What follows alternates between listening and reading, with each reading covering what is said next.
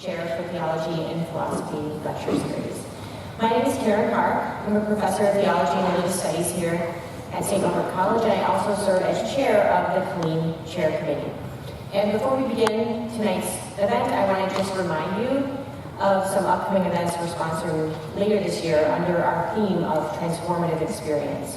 Each of these inviting us to consider transformative experiences in provocative ways. Next semester, we'll be looking forward to having Brian Dories on campus on Wednesday, February 21st. Mr. Dories is the co-founder and artistic director of a theater company in New York called the Theater of War Productions, where he uses ancient Greek tragedies to help people who are traumatized by war and racial violence to come to terms with these transformative experiences. And if you're interested in that, I would invite you to watch, there's a special PBS about him that you can look up, and there was also a feature in the New York Times Magazine, I think last year. So we're really excited to have him on campus in February. His lecture is entitled Theater of War, What Ancient Greek Tragedies Can Teach Us Today. And this lecture will not be held here in the church. It won't be in Fort Howard. It will be at 7 p.m. in the Walter Theater because we're expecting a larger crowd for that. So put that on your calendar now on the 21st. Our final Killeen lecture of the academic year will be delivered by David Carr, PhD, Professor of Old Testament at Union Theological Seminary in New York. And Professor Carr will be speaking to us on the topic Beyond Original Sin, Genesis on the Emergence of True Adulthood. So I think that's going to be a new take on the Genesis story as a story of transformation into adulthood, not just a story of fall and degradation. So that will also be good. That will be at 7 o'clock on Thursday, April 5th, 2018 at 7 o'clock in the Fort Howard Theater. So we sincerely hope that you, your colleagues, friends, students will be able to join us for both of these upcoming events if possible. This evening, we're honored to be joined by the Reverend Daniel P. Horan, O.F.M, Assistant Professor of Systematic Theology at Catholic Theological Union, author of such books as Dating God and The Franciscan Heart of Thomas Merton, among many other publications. He'll be speaking to us tonight on racism, white privilege, and Thomas Merton on transformative spirituality and justice. Following his talk, we'll have a brief period of question and answer, and if after the questions you want to continue the conversation, we invite you outside the sanctuary for some light refreshments. I'd also like to add that we have a survey about how you heard about the Killeen lecture this evening. Outside, we'd love to have you fill that out, and we will be giving away a free copy of Father Horan's book to one lucky filler out of the survey. So as an incentive. But we also have those books for sale, and Father Horan will be happy to sign those for you as well, he said, if you purchase them. So I'd now like to invite my colleague in Theology and Religious Studies, Dr. Paul Liddell, to the podium to introduce our guest.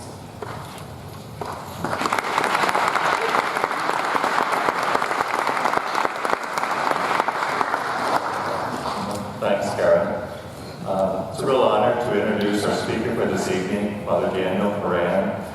As Karen mentioned, Father Horan is a Franciscan friar of Holy Name Province in New York, and is currently an assistant professor of systematic theology at Catholic Theological Union in Chicago.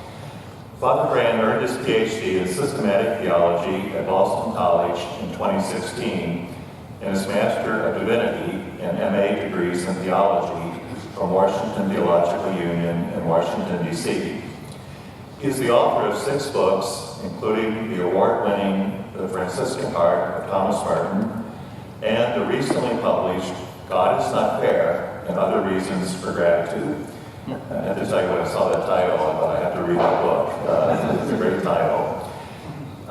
Between now and 2019, 4 more of his books will be published, including Not Because of Sin, Love is the Reason God Became Human. In addition to his many books, Father Horan has published more than 120 articles in scholarly and popular journals. He regularly gives papers at academic conferences such as the Catholic Theological Society of America, the American Academy of Religion, the College Theology Society, and the International Thomas Merton Society. He has also given lectures and retreats at colleges and universities and parishes throughout the United States. But perhaps Father Horan is best known for exploring the ongoing importance of Thomas Merton, the Trappist monk who many agree was the most significant Catholic spiritual writer of the 20th century. Tonight, Father Horan will speak on racism, white privilege, and Thomas Merton on transformative spirituality and justice. Will you join me in welcoming Father Daniel Horan to St. Norbert College?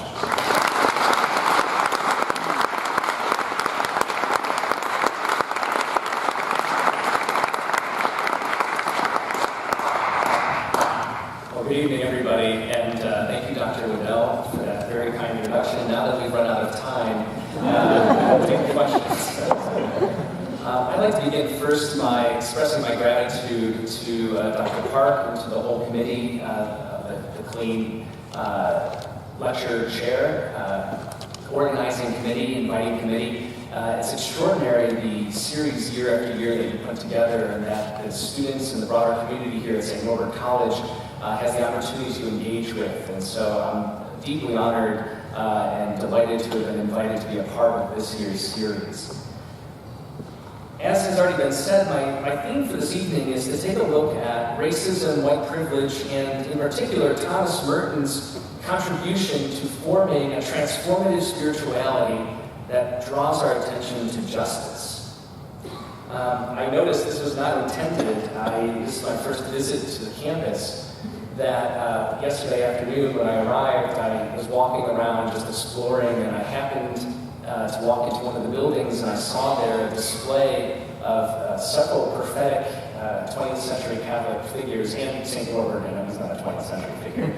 But among the figures, there were Thomas Merton, Oscar Romero, Dorothy Day, and several others. And I'd like to begin with two of those figures who were side by side, remain side by side. You can go check out the beautiful artwork, and that's Thomas Merton and Dorothy Day. In fact, on August 23rd, 1961, Thomas Merton wrote a letter to his friend and his spiritual companion, Dorothy Day, as many of you know well, the co-founder of the Catholic worker movement. In this letter, Merton expressed his ongoing discernment about the direction of his thinking, his writing, and his vocation in general. He said, and I'll share if that's not too, whoa, there we go. The text may be small for those on this end of the hall. Merton said to Dorothy Day, "I don't feel that I can in good conscience at a time like this go on writing just about things like meditation, though that has its point. I cannot just bury my head in a lot of rather tiny and secondary monastic studies either. I think I have to face the big issues, the life and death issues." This sentiment reflected the shift in Merton's attention from the interior life toward a greater interest in the social justice concerns of his time. Among these big issues, the life and death issues that preoccupied him, was the theme of violence. His interest was both global and local.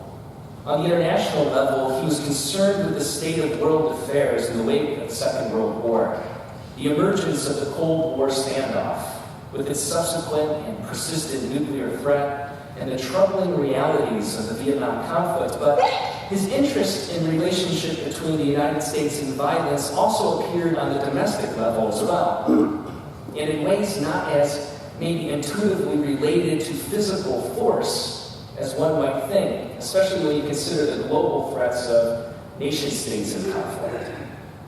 As James Thomas Baker rightfully observed, Merton believed that the most obvious and continuing sign of America's violence was the racism which had led to its greatest social crisis of the 1960s. Racism was, for Merton, more than a series of discrete actions of prejudice or harm. Although he certainly recognized the reality of particular instances of physical, emotional, and psychological, or even spiritual violence deployed against individuals and whole communities of color, one of Merton's most notable, if often overlooked and underappreciated contributions, was his ability to recognize and to name structural racism, or what Father Brian Massengale has called the culture of racism, that permeates historical, cultural, and institutional realities throughout the United States. As Massengale explains, racism at its core is a set of meanings and values, and this is important for us, that inform the American way of life.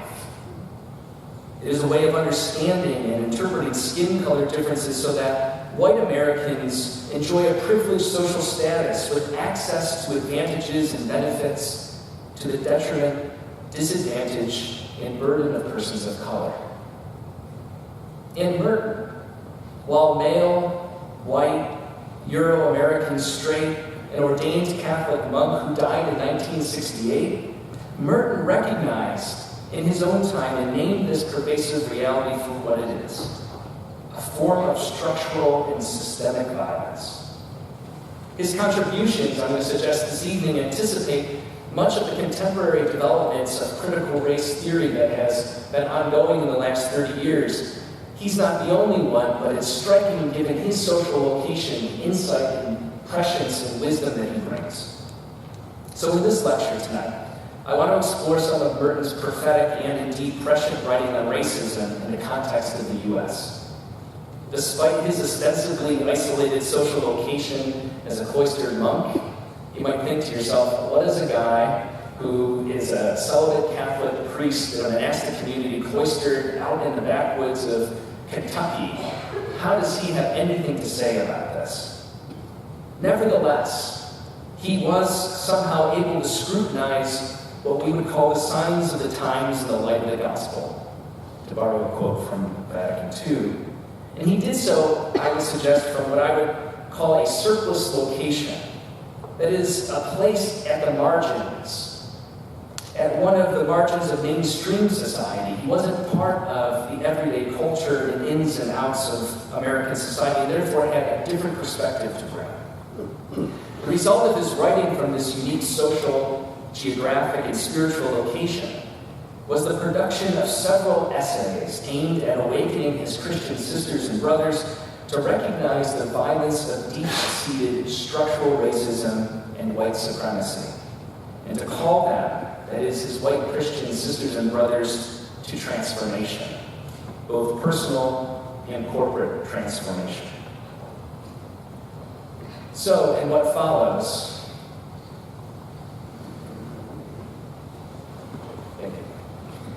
what follows is organized into three parts. First, I want to survey Merton's writing on the reality of structural racism, white privilege, and violence. Next, I will show how Merton's writings anticipate, by really more than a decade, the work of legal theorist and early founder of critical race theory, Derek Bell Jr., on the subject of what Professor Bell called interest convergence. And finally, I will conclude by noting how Merton's work on violence and racism contributes to articulating a transformative spirituality aimed at disrupting the status quo and awakening white American Christians to their complicity with structural sin and their call to metanoia, to ongoing conversion, to transformation. But first, let's get fun. I need to say a few things about language.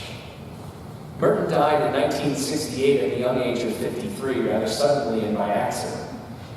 He was, though, in some ways very much a man ahead of his time, and I think the theme of this evening's lecture will illustrate that. He was also very much a man of his time.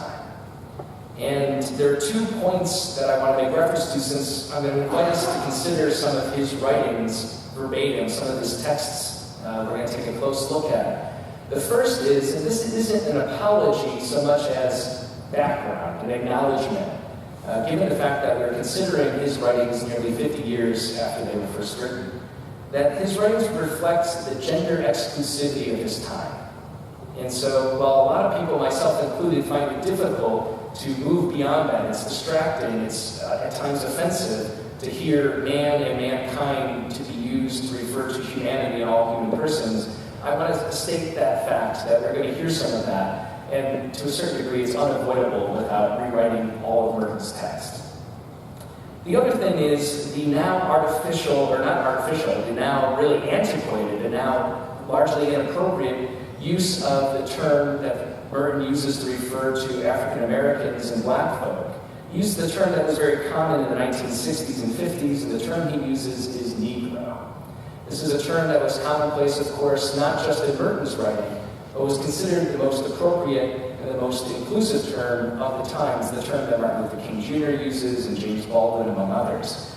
As hearers in 2017, Merton's gender exclusivity and his outdated and antiquated racial descriptors will strike us as odd and maybe offensive, and I want to acknowledge that from the outset. But I hope that it doesn't preclude us from seeing the points that he's making. So I just want to make that clear. And I believe, as many Merton scholars do, given his awareness and his attunement to what the Second Vatican Council calls the signs of our times and the signs of his times, if he had lived another 10, 20, 30 years, he too would have been sensitive to these concerns. First, Thomas Merton's structural racism and white privilege. I believe that Merton's awareness of the complexity of racism in the United States arose from the intersection of several factors converging in his unique position. The first is his voracious reading habits. Now, dear students, you think your professor assigned a lot of reading. This guy not only was reading everything he could get his hands on and writing tens of thousands of letters on typewriter, but he was also writing close to 40 or 50 books in his short lifetime. But in his voracious reading habits, he was put in contact with writers like W.E.B. Du Bois, James Baldwin, Martin Luther King Jr., Malcolm X, and so many others. By way of illustration, we can look to an essay that Merton wrote in 1967 called The Meaning of Malcolm X. It was originally published in the theological journal Continuum. Here, Merton offers an extended reflection on the autobiography of Malcolm X, in which Merton argues for the importance of reading Malcolm X's own writings, rather than relying on the picture presented by what Merton called the mass media. The picture that the mass media of Merton's time presented, Merton believed was entirely inadequate. It seems evident from his nuanced, if not entirely uncritical, Merton had his reservations, that he read Malcolm X's autobiography with an outlook on racial injustice that shaped, in some part, Merton's own outlook. He was moved by Malcolm X's personal narrative in such a way that he began to see things differently. The most striking part of this short essay is the way in which Merton acknowledges Malcolm X's critique of populations that are ostensibly, that seem to be sympathetic to the black struggle for racial justice in America. Populations Merton had likewise identified as what he called white liberals. Merton lauded the call to reflect critically on even the seemingly generous support of civil rights causes by whites, who were often ignorant of their own subjective bias and condescension, a theme that will echo throughout Merton's call for white Christian transformation in particular, in approaches to constructive civil rights advancements in the U.S. in general. A second factor, as I mentioned up here, was his work with Christian nonviolent movements, which put him in contact with a variety of interlocutors, including not only Martin Luther King Jr., but the Berrigan brothers, Dorothy Day, Jim Forrest, John Howard Yoder, Pink Ferry, and so many others. The Christian, and more specifically Catholic activist discussions of working against violence, working against poverty and war, these themes that Merton was deeply invested in, intersected Merton's horizon of interest with the civil rights project in interest, particularly the civil rights movement as led by Martin Luther King Jr., who himself identified the intersection of civil rights injustices, racial injustice with war and poverty. These are all part of a whole. Many of Merton's interlocutors were not engaged then in silos of sectarian or exclusive interest, but increasingly recognized what we might call the intersectionality of the Christian work for social justice. He was really on the forefront of that. A third factor that led to Merton's increasing awareness of racial injustice in the United States in his lifetime was the deeply mystical and contemplative discipline of prayer and reflection he cultivated, especially as he embraced a more irremediable, a more hermit-like lifestyle in proportion to his social justice work. It's striking, he became more and more removed even from his communal life as a member of the Trappist order to live a more hermit life on a campus, on the grounds of the Abbey of Gethsemane. And as he seemingly retreated from the world, he actually became more and more interested and engaged in the work of justice within the world.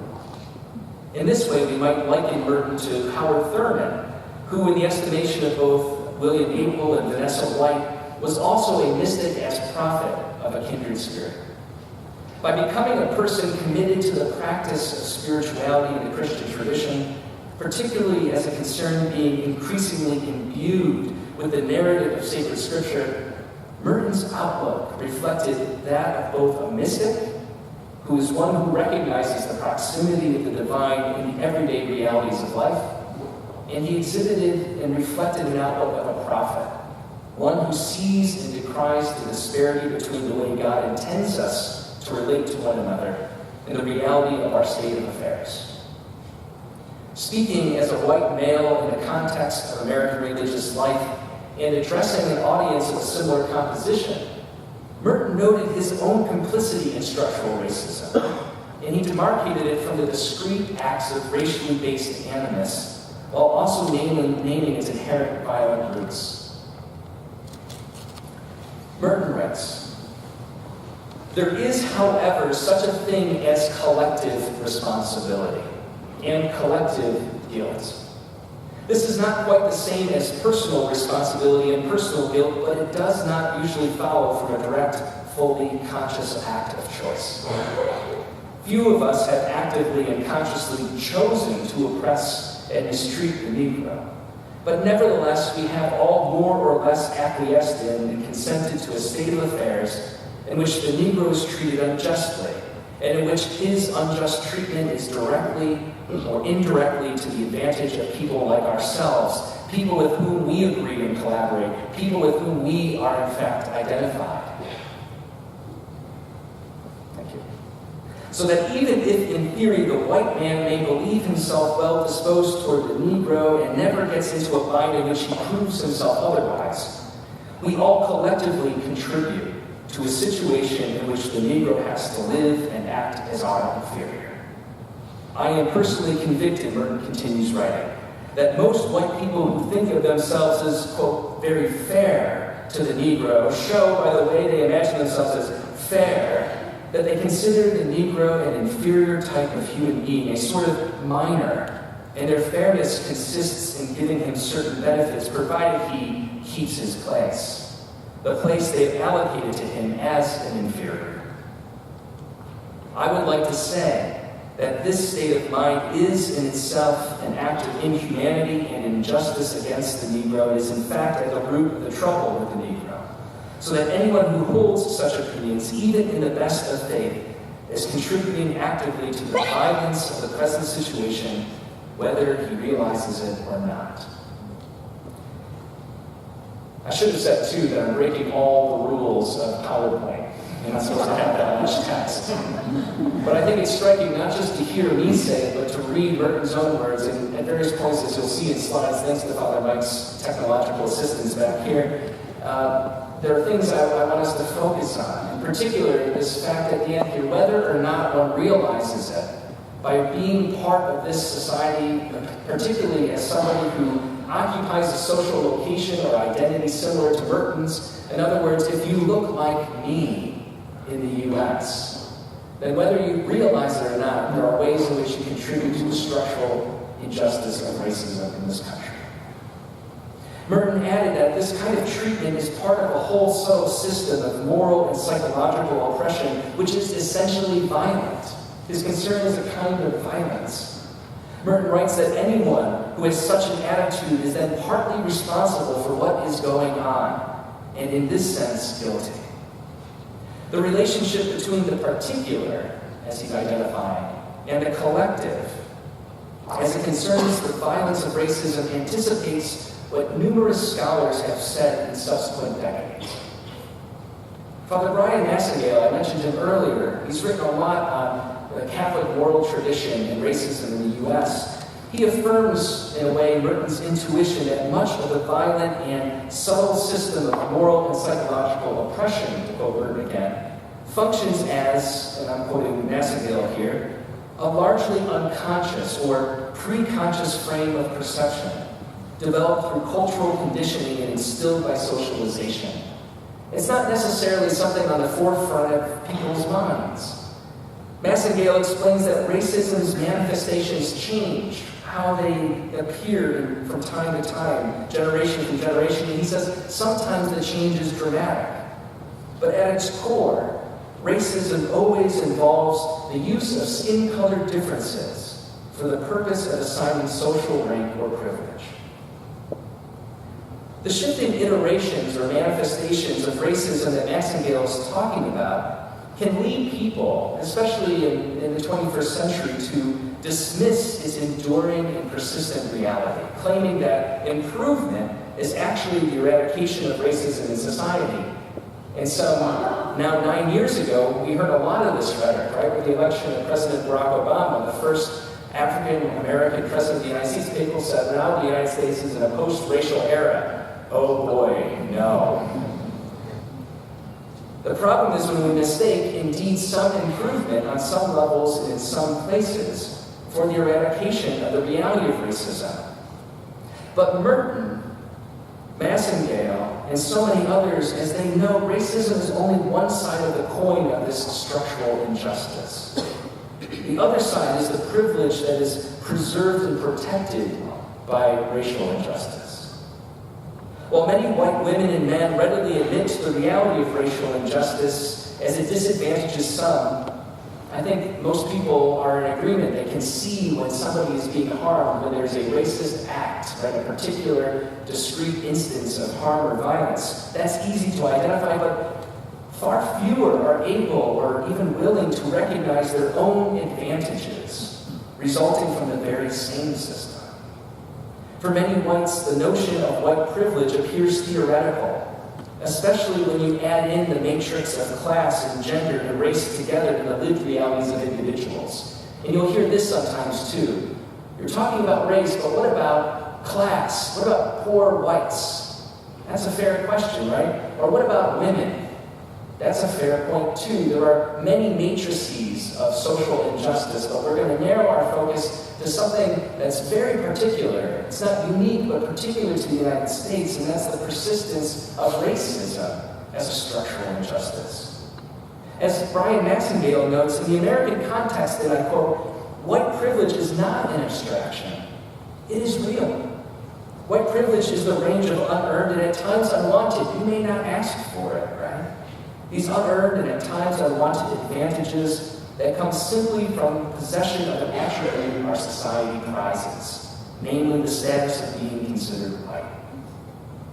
Merton somehow recognized the reality of white privilege, which arises from a society structured such that supremacy is bestowed on whites by virtue of law, by virtue of custom, by virtue of culture and social systems.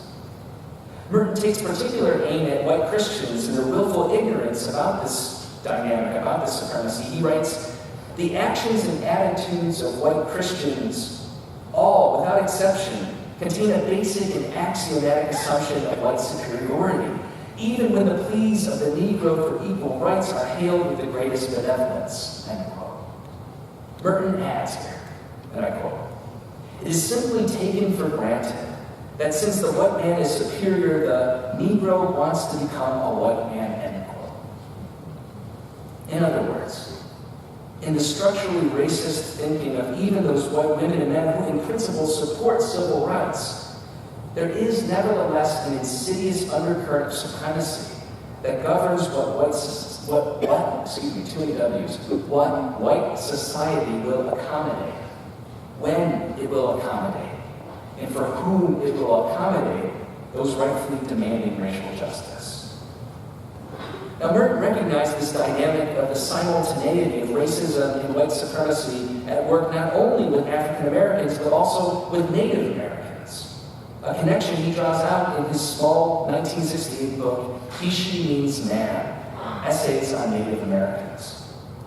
Merton describes the disturbing false benevolence of the reservation system as a part of a larger system of what he calls identity erasure, an elevation of white Euro-American culture. He writes, and I quote, "The real confinement, the real reduction in unmanning of the Indian is the reduction to a definition of him, not in his terms of his essential identity, but purely and simply in terms of his relations with us.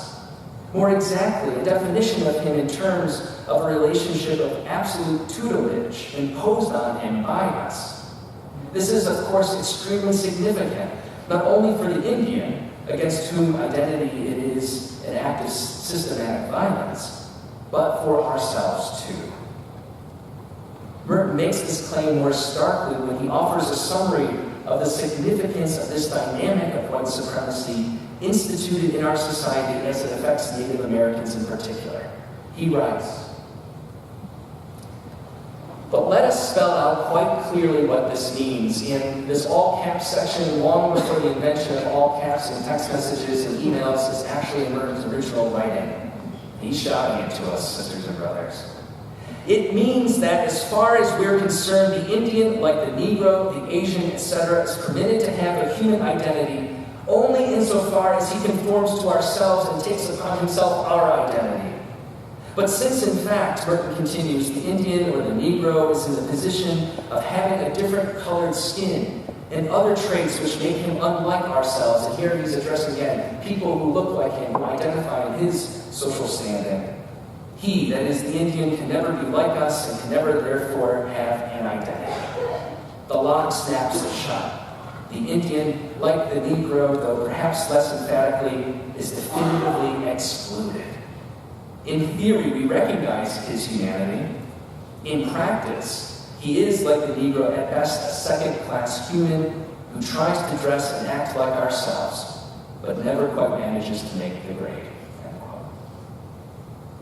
Now, I'll say more about this in the next section, but suffice it to say that Merton's awareness of the violence of structural racism and white privilege and supremacy allowed him to recognize the failures of ostensible white allies during the 1960s and beyond, hence the call for transformation. Recognizing the deep-seated and complex reality of structural racism in America, Merton was distinctive among white Catholic clergy in his time to acknowledge what black women and men have known for centuries, that racism was essentially a white problem. Merton wrote in his famous essay, Letters to a White Liberal, that the work of Martin Luther King Jr. and his fellow nonviolent activists was in part to help bring the social reality of the American context into this awareness, to clue people in. Merton writes that the purpose of nonviolent protest, in its deepest and most spiritual dimensions, then, is to awaken the conscience of the white man to the awful reality of his injustice and of his sin, so that he will be able to see that the Negro problem is really a white problem. The cancer of injustice and hate, which is eating white society, is only partly manifested in racial segregation, with all its consequences, is rooted in the heart of the white man himself. Only if the white man sees this will he be able to gradually understand the real nature of the problem and take steps to save himself and his society from complete ruin. Although for Merton, King's nonviolent protest was aimed at ushering in this awakening to racism and privilege, it didn't succeed. Even in the civil rights legislation that ostensibly advanced racial justice in America, Merton points out that there's some real serious flaws.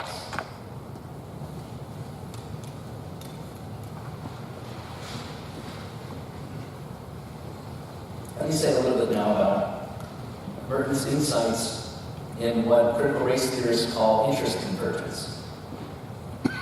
The entire premise of Merton's essay, Letters to a White Liberal, was that civil rights milestones lauded by white Christians in the North were in many ways insufficient, even sometimes, he says, maybe meaningless, in addressing the reality of structural racism in the United States. One of the primary reasons is that white women and men, Merton suggests, have failed to acknowledge and therefore address this reality of white privilege and supremacy that I've been talking about, which they, in fact, are uninterested in surrendering. That's his claim. His claim is they don't want to acknowledge it. We don't want to acknowledge it because we have to do something. As Merton put it strikingly, and I'll quote him here, "We've been willing to grant the Negro rights on paper, even in the South.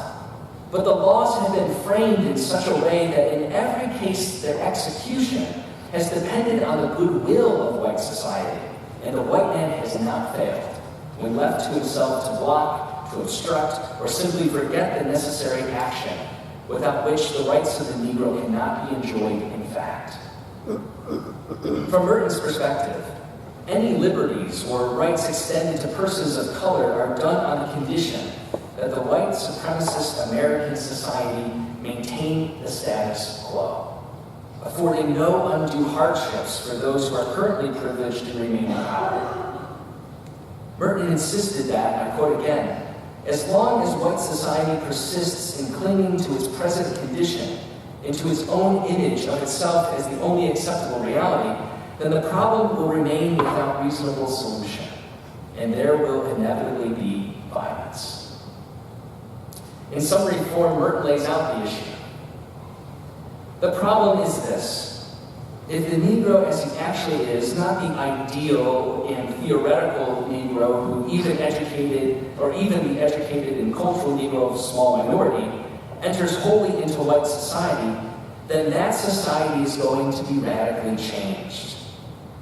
Merton says here, right, this of course is what the white South very well knows, and it is what the white liberal has failed to understand. Not only will there be radical change, which, whatever form it may take, will amount to at least a peaceful revolution, but also there will be enormous difficulties and sacrifices demanded of everyone, especially the whites. Obviously, property values will be affected. The tempo of life and its tone will be altered. The face of business and professional life may change. We must dare to pay the dolorous price of change, to grow into a new society. Nothing else will suffice. But the problem remains that many white women and men do not want anything to actually change. Because the result would be, as Merton points out, a new kind of society. A new society, a society that would not perhaps hold one race superior to another, even implicitly. Because of this dynamic, Merton sees the white Northerners, whom he calls white liberals. He sees them, and he says that they are quick to join the civil rights movement. And he sees this movement, their enthusiasm at first, as not only inadvertently disingenuous, but perhaps actually counterproductive in advancing racial justice. He calls these folks white liberals, as I've said, many of whom are Christian leaders, and he calls them to task for inserting themselves into a controlling position, seeking to set the tone and establish goals that at least do not demand they surrender their material or psychological or social comforts and status. You can imagine that, right? Let me get involved, because on some level I'm going to make sure things stay the way I want. This is why Merton is incredulous when it comes to passing legislation like the Civil Rights Act of 1964. I need to be clear, he's for the Civil Rights Act, but he's very much against everybody patting themselves on the back right away. Merton explains that, and I quote, "The Negro is integrated by law into a society in which there really is no place for him. Not that a place could not be made for him, if the white majority were capable of wanting him as a brother and fellow citizen." End quote. Merton takes fellow white Christians to task for ostensibly supporting persons of color, but in fact seeking to control and undermine their righteous effort for true equality and justice.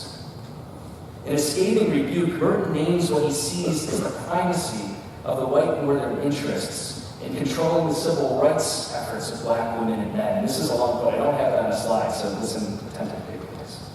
Merton writes in a second-person format, "Now, my liberal friend, here is your situation.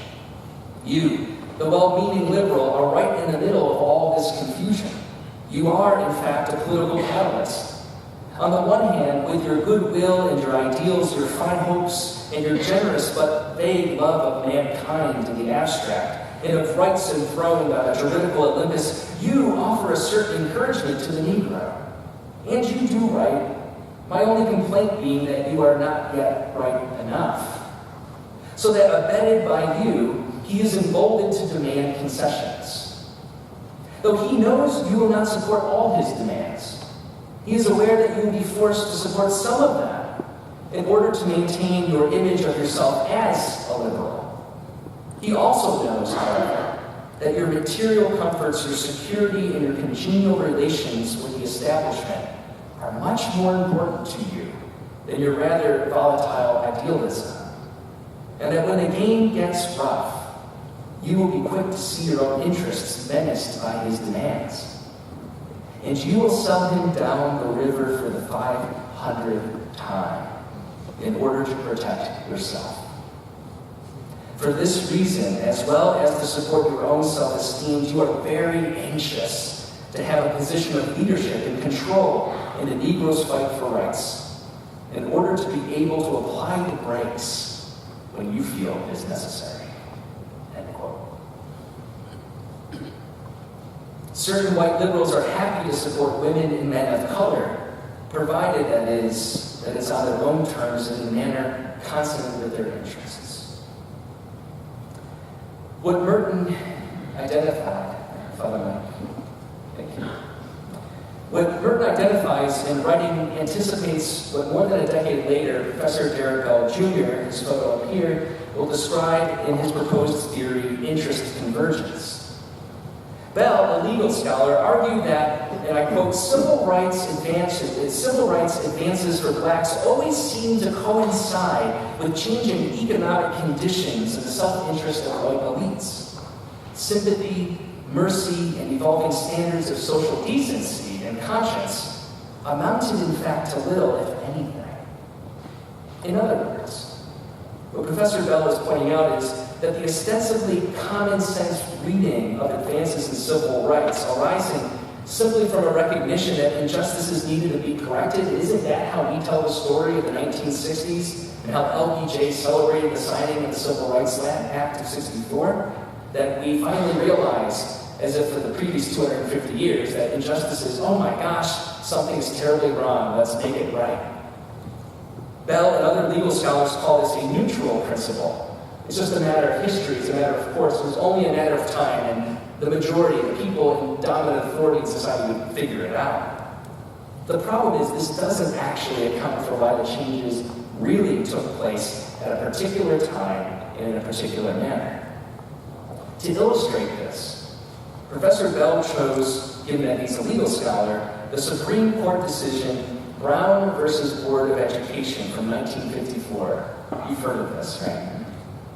He believed that following nearly a century of black protest for equal rights, according to which the interests for equal rights, the Brown decision was decided in 1954 because of a, quote, convergence of interests, according to which the interests of white elites, and here we can insert politicians, business owners, and so forth, converged with the long-standing interests of the oppressed.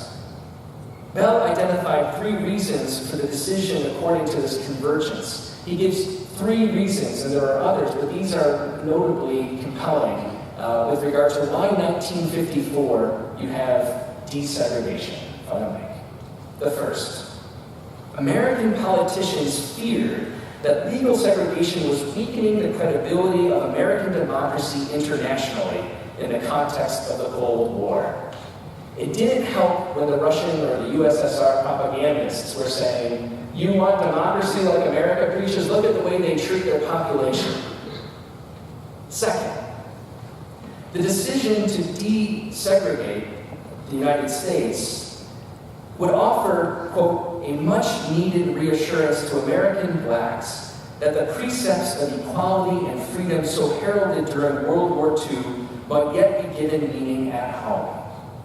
In other words, when those men, largely men, fighting on the front lines in World War II were serving in non-segregated battalions and platoons fighting for one another, protecting one another, experiencing in the foxholes the experience of fraternity and solidarity when life and death were on the line, were to come home to a very different reality, that was going to be a big problem.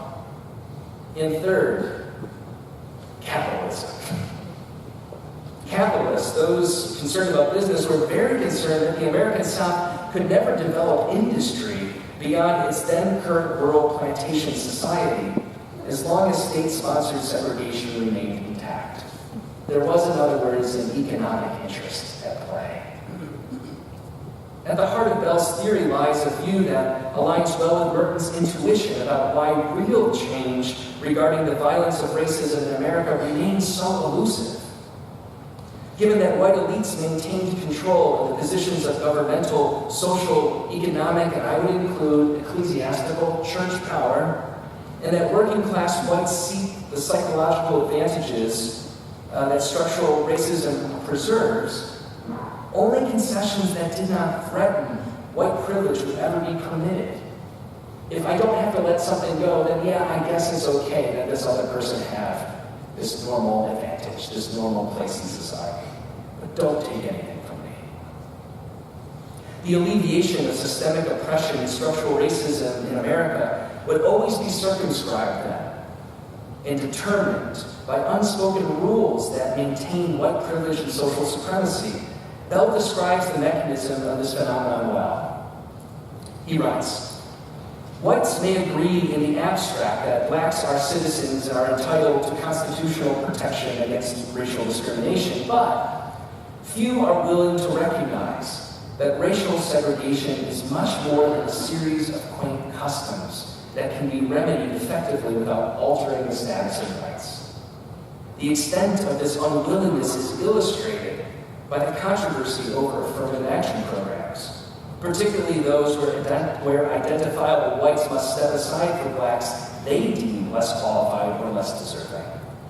Whites simply cannot envision the personal responsibility and the potential sacrifice inherent in what Charles Black concludes, that true equality for blacks or African Americans will require the surrender of racism-granted privileges for whites. In other words, if I have to change what I'm used to as somebody who's a white male in this society, then I'm not interested." Merton was able to identify and name what critical race and legal theorists would later develop into a substantiated field of study that traces the relationship of the two-sided coin of structural racism on one side and white privilege within the American context on the other. It's interesting, I'll just say by way of, if this is something that is of interest to you, convergence theory, this was proposed by Professor Bell, a legal scholar in the 70s. And it was, as you might imagine, received somewhat critically. Some people did not buy it, did not like it. Well, you fast forward 20 years, and sociologists in their study of American society confirm every one of the points that he makes about the convergence of factors that led to Brown versus Board of Education as that example. And if you're interested, I can give you the name of the books and those research projects. Merton was able to identify, I just said that, whereas developments in critical race theory in the decades after Merton's death lent clarifying language, right? Professor Bell is really making clear in developing a more robust understanding of Merton's observations. Merton's writings nevertheless offer us particular insight in terms of the spiritual significance of all of this for Christians. So now, in my final section, I want to talk about transformative spirituality. In a sense, Merton's entire written corpus can rightly be described as a reflection on lifelong conversion. Both his autobiographical texts, as well as the more didactic efforts to identify numerous opportunities for metanoia, for conversion, for contemplation. This is reflected always in his interests in turning away from sin and individualism and what he will famously call the false self, toward reconciliation, communion, justice, and what he again famously calls the true self. And this is the case in his writings on the violence of American racism. wherein he almost always draws a connection between what Gaudium et Spes, Vatican II's document on the church in the modern world called the signs of the times, the reality that's being experienced by women and men today, and the Christian response that these signs elicit. What is our call? I'm suggesting we can read Merton's Christian response as a nascent, transformative spirituality, rooted in what he himself describes as a theology of love that is both a theology of revolution and a theology of resistance.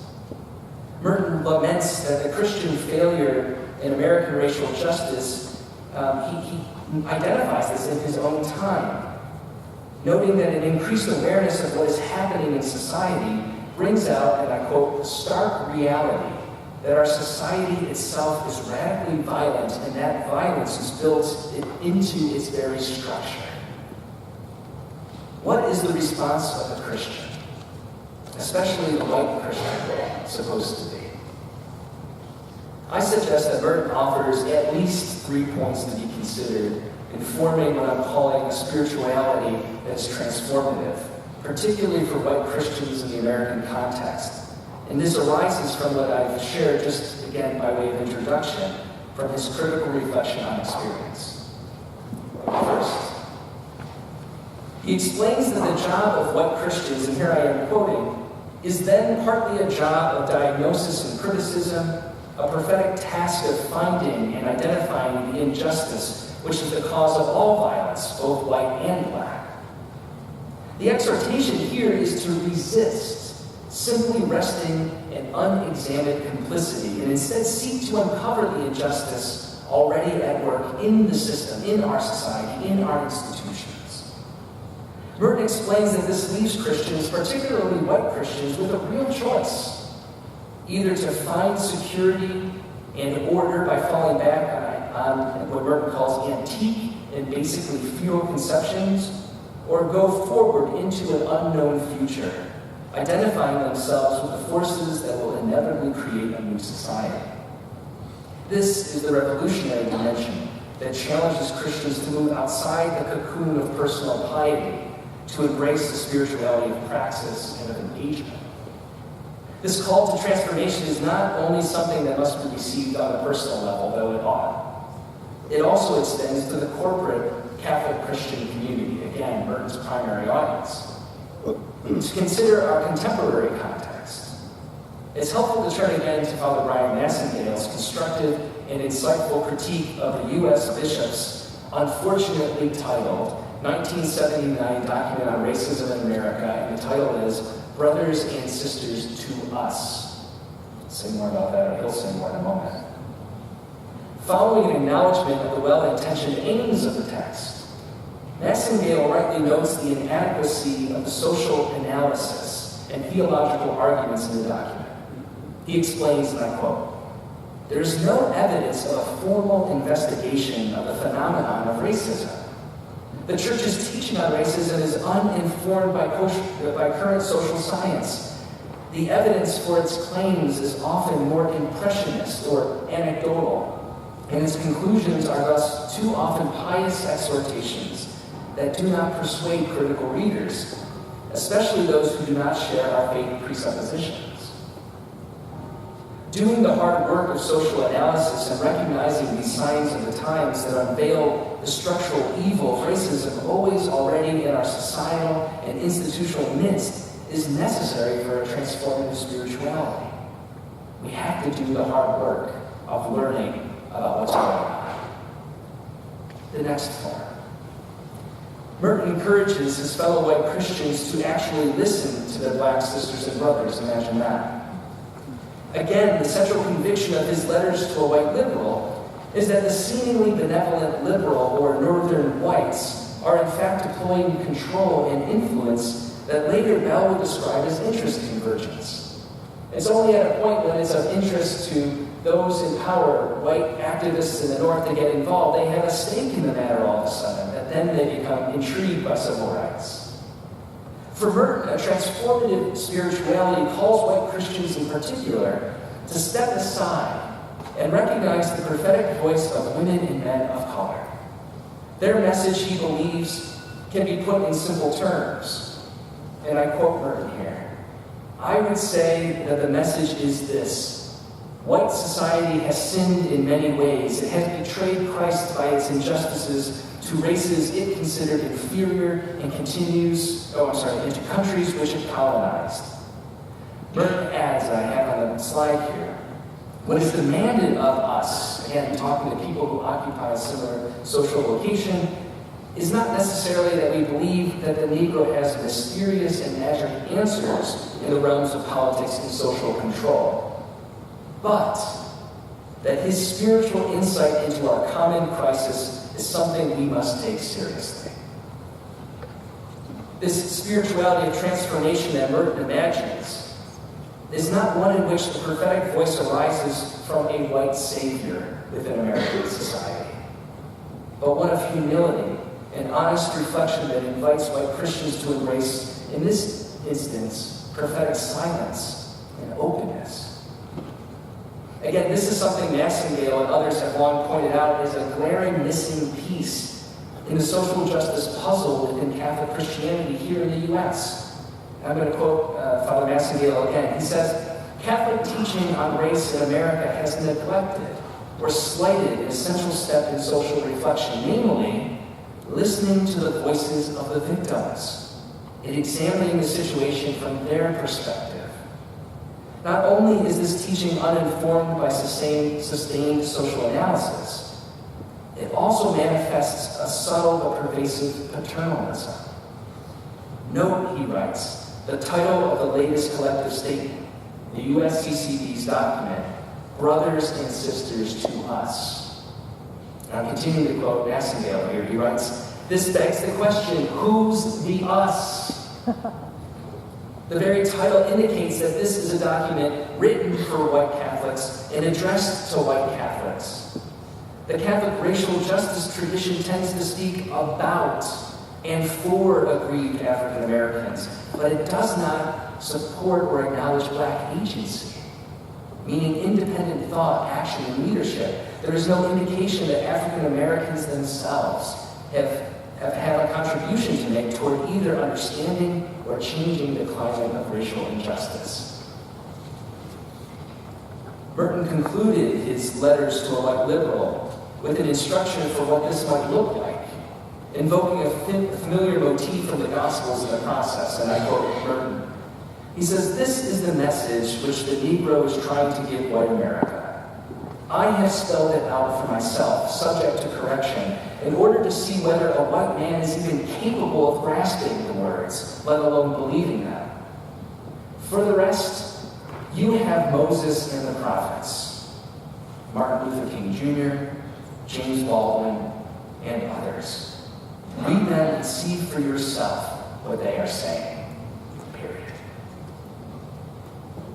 But it's important for Christians who look like Merton, who look like me, who occupy a similar social location, who identify as white, to not limit ourselves to the experience of the great voices in the pantheon of racial justice, like King and Baldwin and Malcolm X and others, though this is not an either or. It is important for white women and men to read these historically significant thinkers.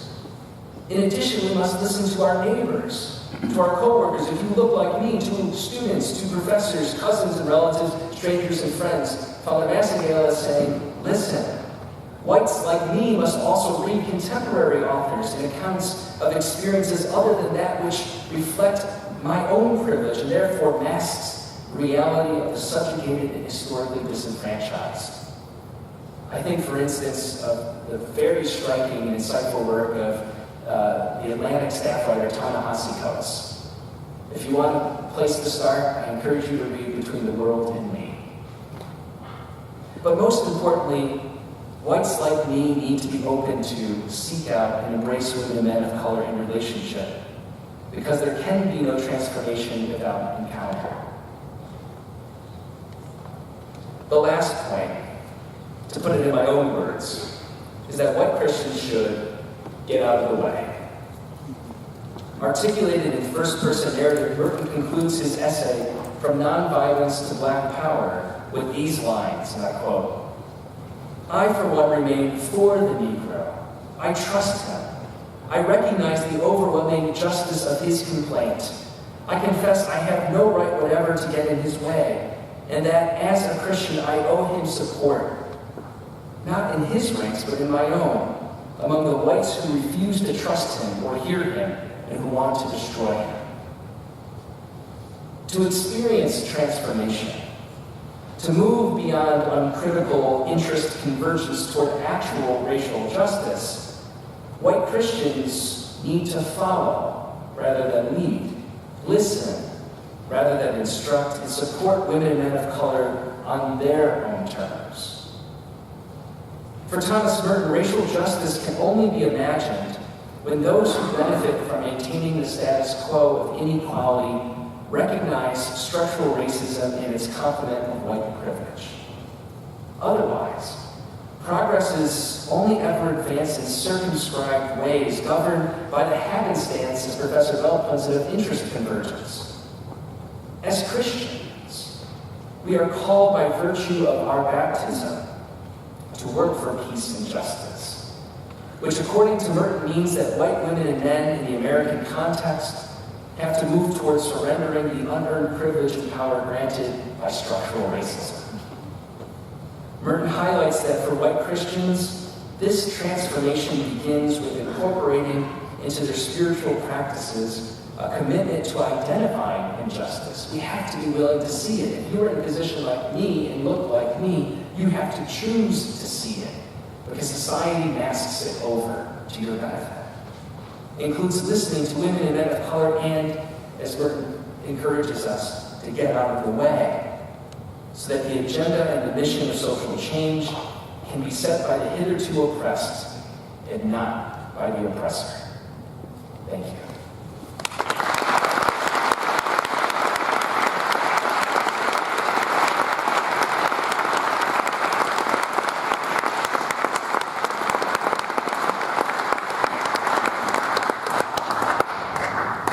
Dr. Park tells me we have some time for comments and questions. I'm happy to entertain those. I know we started a little bit late because of the venue change, but if you raise your hand, I'm happy to take them.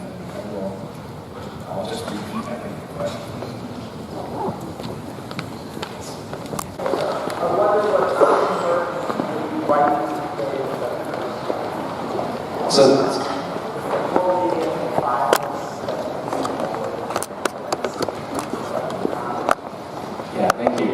So the question was, I wonder what Merton would be writing today in our current climate, our political climate, our social climate, where, for instance, there's a lot of bullying, a lot of aggressive division in language. And I have a twofold answer. On the one hand, I don't know. He's been dead for 50 years. And I feel the same way when I talk about Francis of Assisi. People always say, Dan, what would Francis of Assisi say? First of all, he'd be very confused if he were alive today. But on a more serious note, I think we have a record of where Merton was going, what he was doing in the last decade of his life that indicates that had he continued on that trajectory, he would be very, very engaged. I mean, now he would be 103 years old, but he would be very engaged in responding from a Christian perspective on these signs of our times, and they are dire. I think in some ways, he would call back, as we can today. The text that I shared with you this evening could have been written today, this morning. And so a lot has not changed. And we just haven't listened. And we means a lot of things. We, as I'm speaking right now, means people who occupy a social location like myself and Merton. The people that he was addressing, right? His fellow white Christian sisters and brothers. And so that's, a denomination, that's a sectarian kind of interest and audience. But I think he would have social criticism along the lines of, he'd be reading Ta-Nehisi Coates. He would be reading James Cone. He would be engaged in the work of Cornel West, and I think he would, certainly be interested, like the peace movements of his time, would be very interested in hearing and supporting the peace movements and the social justice movements of our own time, like Black Lives Matter. You heard a lot of Christians, a lot of people react to that immediately. And Merton's last point that I invited us to consider in the Transformative Spirituality is to shut up and listen. And part of that whole social media movement was to hear the experience of those who are marginalized and historically disenfranchised. as he puts it, to listen to the victim. I believe that was Massengill said it, to listen to the oppressed, the victim. And I think there would be also concerns, as we see in these recent weeks, not because it's new. 50+% of the people in this room know far better than I could ever imagine the reality of misogyny, the effects of patriarchy, sexual assault and harassment and discrimination. And so I'm thinking of, again, we are aware of things on a greater level because of communication technology. I think Merton would be very interested in the way that there's systemic misogyny and sexism and violence against women in our culture too. So he didn't live long enough to get there. But I think some of the principles he names with regard to racial injustice can be applied to other systems, structural systems of injustice where dominant groups maintain the status quo and privilege, and it doesn't happen arbitrarily. It's directly tied to the disenfranchisement and the harm and violence against the victims and oppressed. Oh, yeah, so how did he die? He was giving, he was electrocuted. Yeah, he didn't die in a car accident. He was in Bangkok, Thailand, and walking out of the shower. I mean, it's really very, very mundane in some sense and very tragic. He was giving some conferences at a gathering of religious men and women of monastic communities in Bangkok, Thailand, at the permission of the instruction of his religious order, to speak about implementing Vatican II's renewal of religious life. He famously closed the morning session, he gave a lecture, and he said, I'm going to go away for a while, let's all have a Coke. And his last words were, let's all have a Coke, which I always thought was very funny, because he very much was not a fan of global monopolies and a capitalistic system. And so I always thought that would be a very, very sick kind of commercial with Coca-Cola. He used his but as it happened, he stepped out, he took a shower after a nap, like many people would, and you're on retreat, it's been a long day, you have lunch, you go to your room, you rest, he took a shower, he stepped out, and there was a frayed cord of a circulating fan in the bathroom, and it wasn't grounded. So, yeah. Other comments, questions? Over here, and then... Regarding those comments, and the first one about capitalism and development of southern industry, is that that we get the necessary labor force and have labor harmony? What was the detail? If I could use an anachronism. So the question was, with regard to Professor Bell's third point on interest convergence in Brown versus the Board of Education about capitalism and the economic interests, what was the primary concern? I'm going to use an anachronism to use something that's more contemporary, and I think this is what he's getting at. When the state of Indiana, for instance, passed all sorts of legislation when now Vice President and former Governor Mike Pence signed into law very exclusionary, discriminatory laws that gave people permission not to serve different populations, LGBT populations and so forth, on ostensibly religious grounds. And then businesses were indicating, like they did in North Carolina, the transgender bathroom debate, that they would cancel conferences and not do business and not move their industries there or headquarters and that sort of thing. I think that's generally what he was getting at.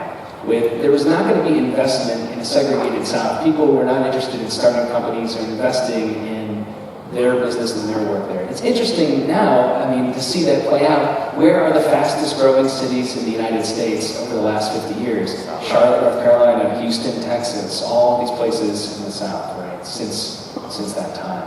So I think that's probably the best way to kind of illustrate what he was getting at. That's a great question. Over here.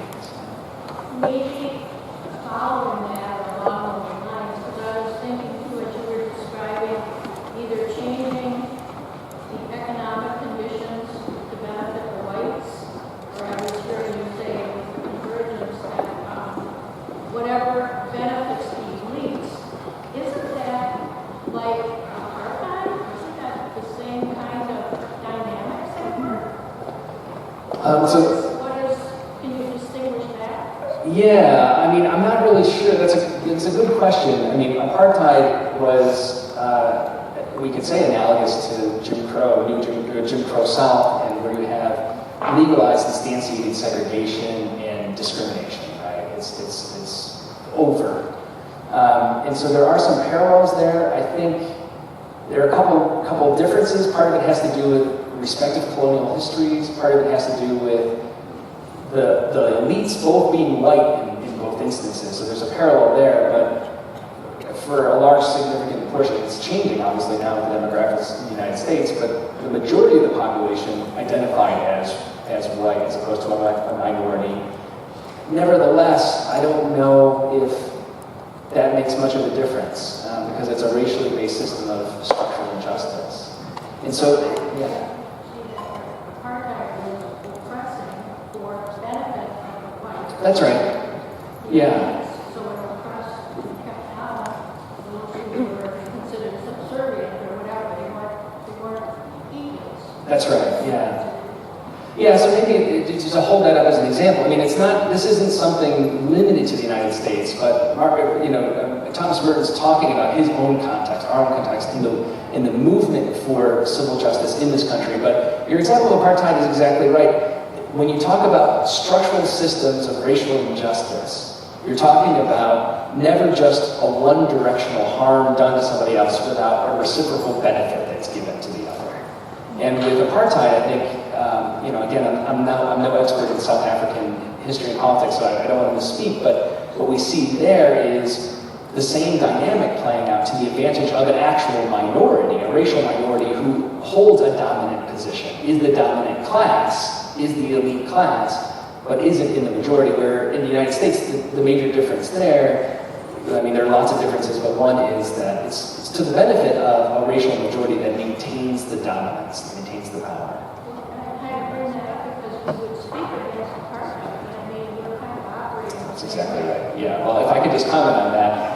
So the last comment was, if you remember, many of the students here may not have been alive when South Africa's apartheid government was in full swing, but one of the ways, again, this is interest convergence, one of the ways that the white leading class politicians and elites ended up coming to the table to talk about changing the structure, right, the political structure, which we must remember right now, and I saw an article recently, things haven't changed. They've changed the law. Everything we just talked about still applies to South Africa as it does in the United States today. Part of that was the worldwide boycotting, the sanctions and pressures that nations and corporations placed. It's that third point Bell talks about, the capitalistic, the economic influence.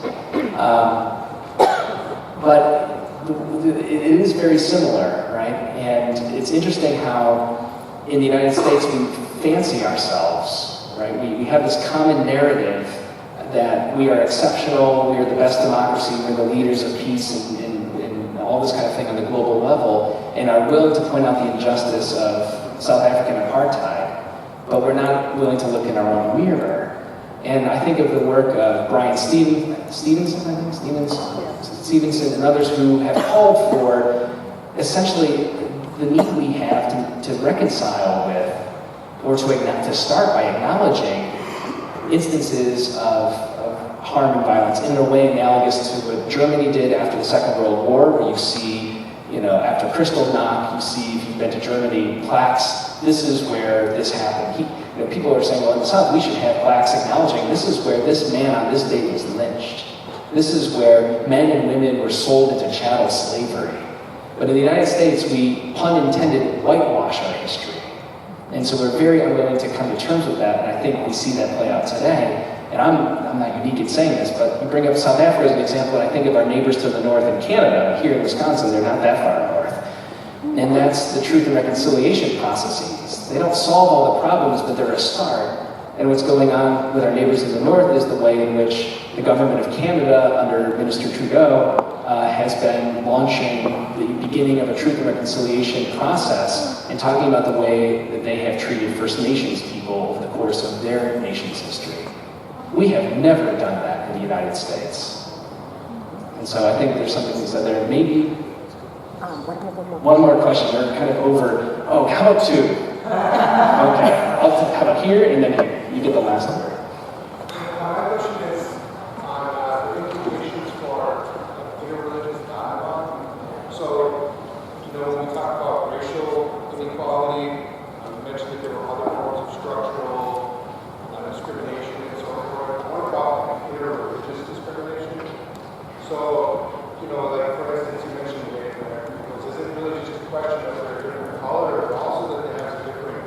spiritual worldview, from like a Christian worldview? That's a good question. So, like, could there almost be like a Christian privilege?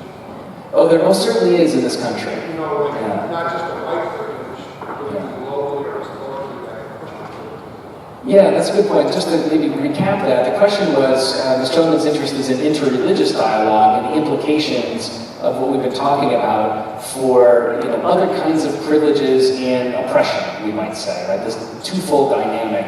And the question is, like Native Americans, is it just phenotype? Is it just presentation or color of skin? Could it also be cultures and traditions, heritage, and religion? And my answer would be yes. And he said, well, is there such a thing maybe as Christian privilege? And my response right away was, it certainly is in the United States. That is a kind of privilege. That's where, this is me, Dan Horan, speaking from my own opinion, but I get very impatient and very uncomfortable when people talk about Christians having their rights of freedom of religion infringed upon in this country. Christians in this country do not have any threat to their freedom of expression. Ask a Sikh, ask a Muslim, ask a Native American what it's like to practice their tradition, to practice their religion. So there is, but if you're a Christian and you operate in a dominant group, you're blinded by that mechanism, right? You may even be able to see when mosques are attacked or Jewish cemeteries are desecrated. You might be able to say, I can see this discrete instance of Islamophobia or anti-Semitism or this kind of thing. We can name that analogously to racism. But we never call into account how Christians writ large benefit from that dynamic. And so that's why it becomes very, very painful, but also very disingenuous to cry religious discrimination, because I can't impose on others what I think is important. That's ultimately what it comes down to, is I want to run a business and tell my employees how to behave, and I can't do that. That's infringing on my religion. No, it's infringing on your ability to infringe on others. That's really what it comes down to. But there's a similar mechanism. I would say the same thing is true with gender, it's true with class, it's true with a lot of things, that the nature of the twofold, the two-sided coin is that the same structure that is oppressive is also beneficial, and that act of the benefit covers over the mechanism itself. So people who are advantaged don't see it at work. We have to come to see it. I say we because I am a white, male, Roman Catholic cleric, professional, educated, able-bodied person who operates in a place of great privilege, intersecting privilege, and I have to remind myself. So I think you bring up a very good example of religion as an instance of that dynamic too. Thank you. And then the last word, ma'am. So, other than the trail of Christ, we look at white privilege as an advantage. What would be disadvantages of that unearned privilege? I'm not sure I follow the trail of Christ. Well, that was one of the quotes that you mentioned. Yeah. White Christian is the trail of the trail of Christ. Yeah. And so with it's kind of like trying to see the other side, hearing your thoughts about the other side of the coin, of looking at white privilege, and to construct that it always is an advantage, rather than there are disadvantages to this that seem to. I think I see what you're saying. I think what you're saying. What it is, but it's harmful. That's right. Okay. Thank you for the clarification. So the question was, Merton at one point uses this language of the deployment of and the participation in this twofold dynamic of racial injustice and white privilege or supremacy is itself, to participate or perpetuate that as a Christian, is a betrayal of Christ, right? We are not living up to our Christian ideals. It's a sin, in other words, right? It's a structural sin. And so the question was, are there other ways in which it's disadvantageous, right? There are ways in which on a social level, economic level, psychological level, this is something Bell and Merton both talk about, to feel superior, to not have to worry about walking into the room where you are actually, and this goes back to South Africa, a white person walks into a room of a bunch of persons of color, and they don't feel discomfited. But one person of color walks into a room in South Africa of all white people, it's a very different dynamic. That's a kind of privilege, etc. Are there other disadvantageous dimensions to it? First and foremost, from the Christian perspective, this notion it's a little churchy to talk about betrayal of Christ. It really is about our own state of sin. And so that there's a need for examination of conscience. It affects our kind of eternal health, spiritual health.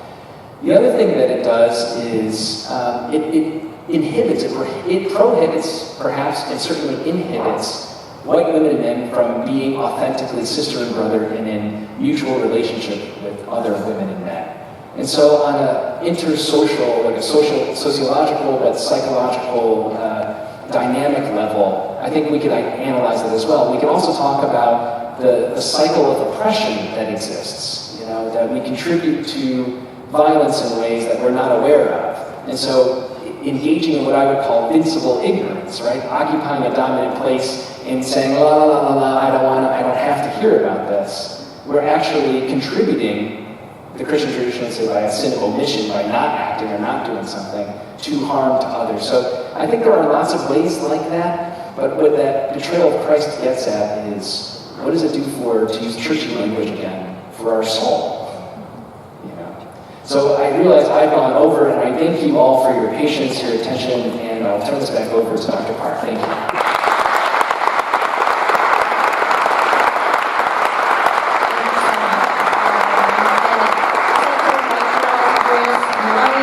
The books, a survey, and some refreshments. Thank you again for coming.